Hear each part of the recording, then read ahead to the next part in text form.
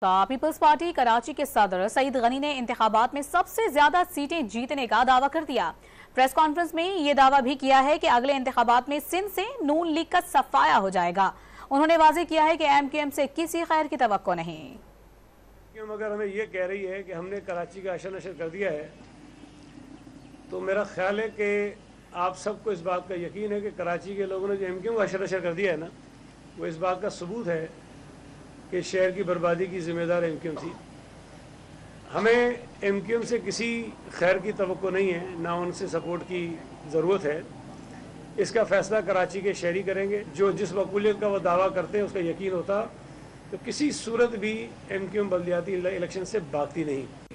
محترمہ مریم نواز صاحبہ کی منصوبے تو چھوڑ دیں، میں ان کو کہتا ہوں اپنے 15 امیدوار بتا دیں صوبہ سندھ کے اندر کھڑے کہاں کی۔